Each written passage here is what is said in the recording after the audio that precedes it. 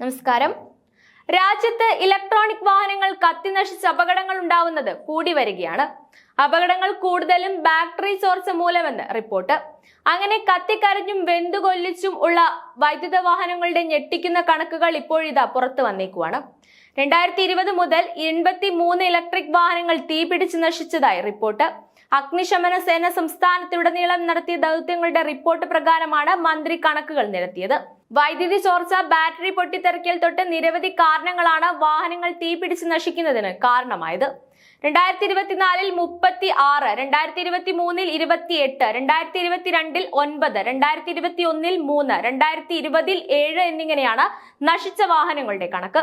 83 തീപിടുത്തങ്ങളിൽ 65 എണ്ണവും ബാറ്ററി ചോർച്ചയെ തുടർന്നുണ്ടായതാണ്. 13 എണ്ണം ബാറ്ററി പൊട്ടിത്തെറിച്ച സംഭവമാണ്. പിന്നീട് ബാക്കിയുള്ള 5 എണ്ണം അറിയാതെ പറ്റിപ്പോയ തീപിടുത്തവുമാണ്. ഇലക്ട്രിക് സ്കൂട്ടറുകളാണ് ഏറ്റവും അധികം തീപിടിച്ച് നശിച്ച വൈദ്യുതി വാഹനങ്ങൾ. ഇതിന് പിന്നാലെ കാറുകൾ, ഓട്ടോറിക്ഷകൾ, ബസ്സുകൾ എന്നിവയും കത്തിനശിച്ച വൈദ്യുത വാഹനങ്ങളിൽ പെടുന്നു.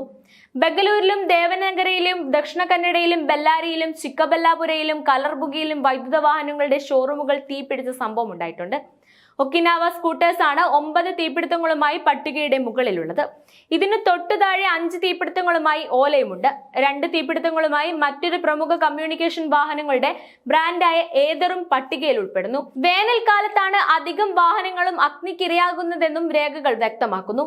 വൈദ്യുത വാഹന കമ്പനികൾക്കെതിരെ ഉപഭോക്താക്കൾ വൻതോതിൽ പരാതിപ്പെടുന്നത് ഗവൺമെന്റിന്റെ ശ്രദ്ധയിൽപ്പെട്ടിരുന്നു. ഇതിൽ കൂടുതലും മൈലേജ് ഇല്ലായ്മ, മോശം പ്രവർത്തനം എന്നീ സംഭവങ്ങളുമായി ബന്ധപ്പെട്ടതാണെങ്കിലും തീപിടുത്തത്തെക്കുറിച്ചും പരാതികൾ റിപ്പോർട്ട് ചെയ്യപ്പെട്ടിട്ടുണ്ട്.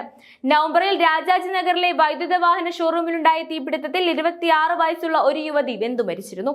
3 ആളുകൾക്ക് സംഭവത്തിൽ പരിക്ക് പറ്റുകയും 25ഓളം സ്കൂട്ടറുകൾ തീപിടിച്ച് നശിക്കുകയും ചെയ്തിരുന്നു. തീപിടുത്തത്തിന് കാരണമായി ബാറ്ററി പൊട്ടിത്തെറിച്ചതാണെന്ന് അന്വേഷണത്തിൽ കണ്ടെത്തി. ഈ അടുത്ത് ഷോറൂമിന് പുറത്ത് ഓല സ്കൂട്ടർ കത്തി നശിച്ച സംഭവം സാമൂഹ്യ മാധ്യമങ്ങളിൽ വൈറലായിരുന്നു. വീഡിയോ ഓല സിഇഒ ഭവിഷ് അഗർവാളിനെ ടാഗ് ചെയ്തും ആളുകൾ പ്രചരിപ്പിച്ചിരുന്നു. 1 മാസം മുമ്പ് ഹൈദരാബാദിൽ ഇലക്ട്രിക് കാറുകളുമായി സഞ്ചരിച്ച ലോറി തീപിടിച്ച സംഭവം റിപ്പോർട്ട് ചെയ്തിരുന്നു. 8 കാറുകൾ തീപിടിച്ച് നശിച്ച സംഭവത്തിൽ ലോറി ഡ്രൈവർക്കും ഗുരുതരമായി പരിക്കേറ്റിരുന്നു. ബ്യൂറോ ഓഫ് ഇന്ത്യൻ സ്റ്റാൻഡേർഡ്സ് പ്രകാരം മാത്രമേ ഇന്ത്യയിൽ വൈദ്യുത വാഹനങ്ങളുടെ ബാറ്ററികൾ വിപണിയിൽ ഇറക്കാവൂ. ഇതിനായി 15,886, 18,590, 1,86,060 എന്നീ BIS മാനദണ്ഡങ്ങൾ പാലിക്കേണ്ടതായിട്ടുണ്ട്. എന്നാൽ അധികം കമ്പനികളും ഈ നിയമത്തിന് വിരുദ്ധമായാണ് പ്രവർത്തിക്കുന്നതെന്നാണ് നിഗമനം. വൈദ്യുത വാഹനങ്ങളിൽ ഉപയോഗിക്കാവുന്ന ബാറ്ററികൾ ലിഥിയം അയോണുകളും തീപിടിക്കാൻ സാധ്യത കൂടുതലുള്ള വസ്തുക്കളും അടങ്ങിയതാണ്. ചെറിയൊരു ദ്വാരം വീണാൽ ഇവ പുറത്തു വരാനും തീപിടിക്കാനുമുള്ള സാധ്യത കൂടുതലാണ്. മികച്ച കവചമില്ലാതെ ബാറ്ററികൾ പുറത്തിറക്കുന്നതാണ് അപകടങ്ങൾക്ക് കാരണമാകുന്നത് ആരോപണങ്ങളും ഉയരുന്നുണ്ട്.